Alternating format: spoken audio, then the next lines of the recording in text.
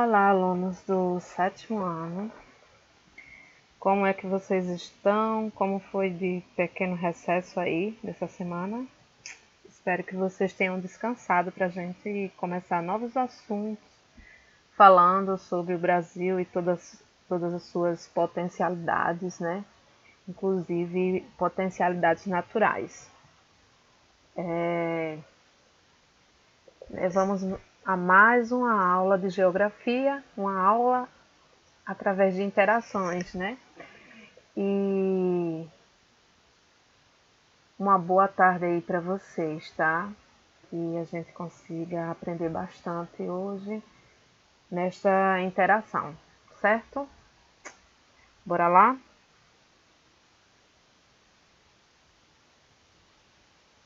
Então, o assunto de hoje é sobre as potencialidades econômicas do Brasil, certo?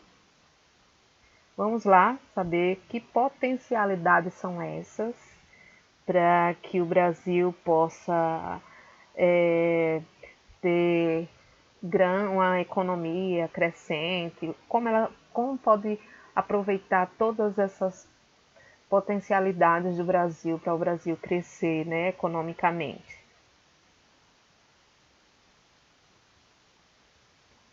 Vamos lá para as potencialidades, né?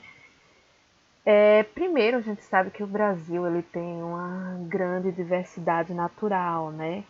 Então, esse aproveitamento dos diferentes tipos de vegetação e das paisagens que eles compõem é uma das potencialidades econômicas do Brasil, certo? Então, toda essa potencialidade brasileira da questão natural, tá? Da natureza, é uma potencialidade muito grande, por isso que o Brasil é muito visado por outros países, por conta suas riquezas naturais. Então, essa potencialidade natural, ela vai trazer para o Brasil, se o Brasil souber aproveitar, uma grande economia, certo?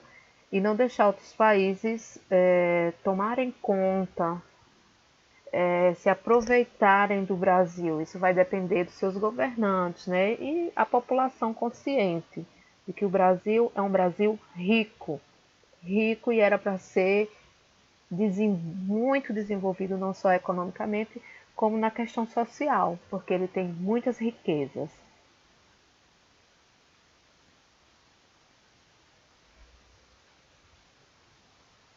Então, essas riquezas geraram muita exploração ao longo dos anos, certo? E modificou bastante a paisagem.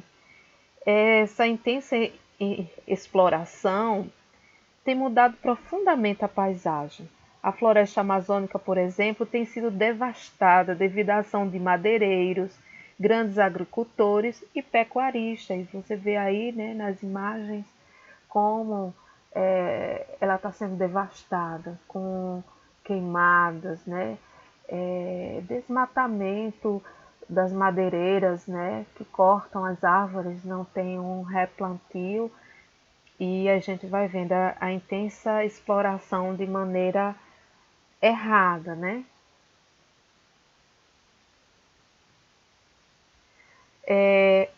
Assim, além da vegetação, né, o Brasil é de grande biodiversidade. A gente já falou sobre isso, né, em interações passadas, que o Brasil é um país de grande biodiversidade, ou seja, tem grande diversidade tanto questão da flora como na questão da fauna.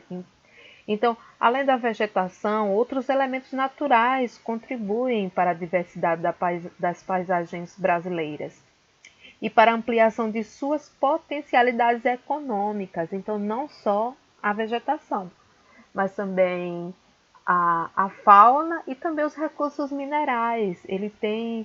O Brasil ele é muito rico. Entre eles podem se citar o relevo, o solo e a estrutura geológica, a rede hidrográfica e o litoral. Ou seja, tem tanto a questão dos minerais, né, da questão geológica, do relevo, mas tem a questão das bacias hidrográficas. O que são as bacias hidrográficas? são os rios, né? A hidrografia brasileira.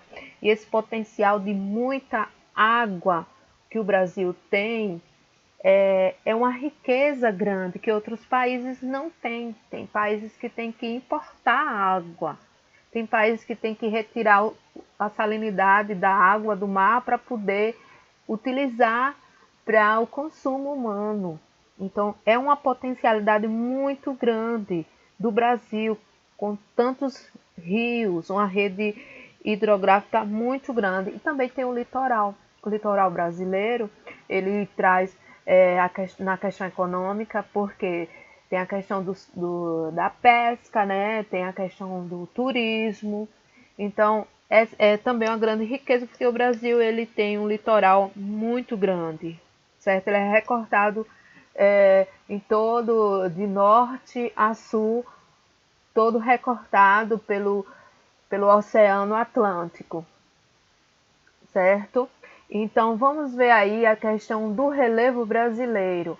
Aí a gente está vendo as grandes divisões do relevo brasileiro, né? Planalto e planície. O Brasil não é um país de grandes montanhas, porque ele é um terreno antigo, então ele foi se assentando e aí o relevo ele não é de grandes altitudes, né? O relevo brasileiro tem formação muito antiga. Então, por isso, suas formas são bastante aplainadas. Esse fator, em geral, favorece a agricultura, inclusive a agricultura mecanizada. Esse relevo aí é um relevo de forma geral, né? Claro que ele tem as suas subdivisões, mas no momento a gente tá analisando essa questão econômica, né? As potencialidades econômicas do Brasil. E o relevo a gente vai ver detalhadamente em um outro momento. Os solos. Na zona intertropical, os solos estão muito expostos à ação das chuvas, certo? E do sol também. E assim são mais pobres em nutrientes. Porém, com o manejo adequado, garante boa produtividade na agricultura. É o que você vê aí. Tendo um manejo, esse solo vai ficando mais fértil, né? Manejo, ou seja, o homem interferindo e usando tecnologias que deixem o solo mais fértil para poder haver plantações. A estrutura geológica brasileira, ela é rica em pedras preciosas e em minérios como o ferro e o alumínio, com amplo uso econômico. Por outro lado, é pobre em minérios como prata e cobre. O petróleo é encontrado no subsolo em quantidades suficientes para suprir as necessidades econômicas e energéticas do país. Aí você vê aí a estrutura geológica aí da bacia amazônica, certo? Das Guianas, a bacia costeira, bacia do Paraná, bacia central, do Atlântico, bacia do Paraíba. Então você vai vendo a questão geológica brasileira.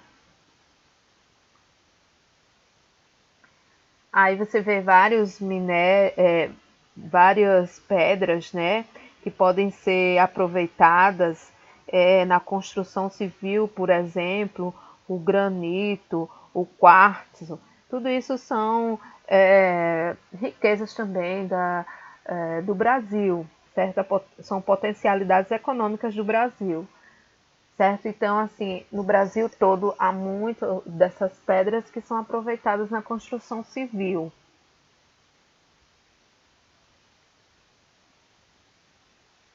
A rede hidrográfica brasileira, como eu falei, né? O Brasil ele tem uma potencialidade muito grande da questão da hidrografia brasileira, né? Ela é extensa, dotada de elevado potencial energético, contribui para o desenvolvimento de muitas atividades, como a navegação, a pesca, a irrigação e o abastecimento de água. Nesse mapa aí vocês estão vendo, né, a bacia amazônica, essa rosada. O que seria a bacia? A bacia é quando tem um rio principal e outros rios afluentes, ou seja, rios que eles desembocam no rio principal, como no caso o nome da bacia é o nome do rio principal, como vê aí na parte rosa, a bacia amazônica, tem a bacia do Amapá ali, lilás, pequenininha, né? A bacia do Nordeste em cinza, a bacia do São Francisco, que está em branco, inclusive o São Francisco, ele faz divisa entre Alagoas e Aracaju e Sergipe, Alagoas e Sergipe, e essa divisão é uma divisão natural, ou seja, com o Rio São Francisco, e essa bacia aí, vocês estão vendo ela, essa parte aí de branco. Tem a bacia do leste, né, que é essa verdinha, que fica aí bem no litoral, pega uma parte do Nordeste, né, Sergipe, Salvador, e uma parte do Sudeste, que pega Minas Gerais, Espírito Santo, Rio de Janeiro e uma partezinha de São Paulo. Tem a bacia do Sudeste, que é essa parte aí, esse azulzinho, que fica entre São Paulo, Paraná, Santa Catarina e Rio Grande do Sul. Tem a bacia do Paraná, que é essa cor meio verde, um verde amarronzado. E tem a bacia do Paraguai, que também fica na parte sul, em Santa Catarina e Rio Grande do Sul. Então, todas essas são as bacias hidrográficas brasileiras, onde encontram-se os rios, né? Os rios do Brasil. E isso é um grande potencial, né? De pesca, navegação. E também vamos ver aí o litoral brasileiro, as potencialidades do litoral brasileiro, porque, como vocês estão vendo aí nesse mapa, o litoral brasileiro, ele é muito grande. Ele vai lá do norte, né? E se estende pelo Nordeste, Sudeste e Sul. Então, ele é muito grande e tem um grande potencial. O litoral brasileiro é um dos mais extensos do mundo, com aproximadamente 7,3 mil quilômetros. Concentra grande parte da população do país e propicia o desenvolvimento da pesca, do turismo e do transporte marítimo. Então, por que se concentra a maior parte da população? Porque quando os portugueses e outros exploradores, né, que vieram aqui para explorar as riquezas do Brasil, que depois o Brasil ficou como uma colônia de Portugal, então primeiro eles chegaram no litoral.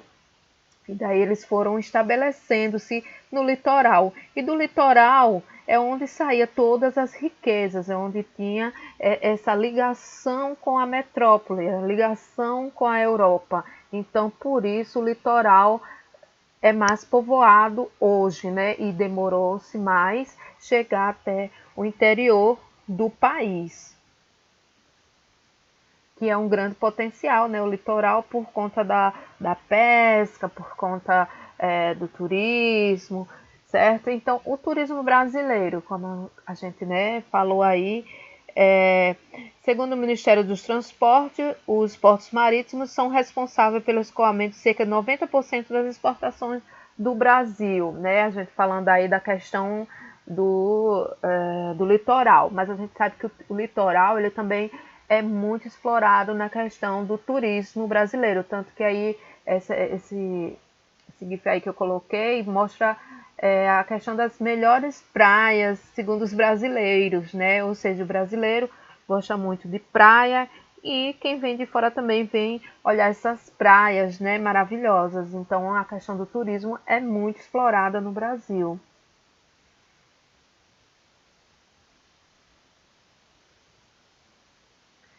As cidades portuárias, né? Por conta de toda essa questão do Brasil ser um país que foi colônia e que as cidades, a maioria das cidades, da população se encontra no litoral, os portos foram muito importantes e hoje também é importante pela questão econômica, porque é de lá que sai as exportações e é de lá que chega as importações, né? O que o Brasil compra, o que o Brasil vende, os portos são muito utilizados para isso e também para o turismo, certo? Porque esses transatlânticos aí são muito utilizados no turismo. Muitos turistas desembarcam em alguns portos brasileiros, certo? Por conta desse tipo de turismo.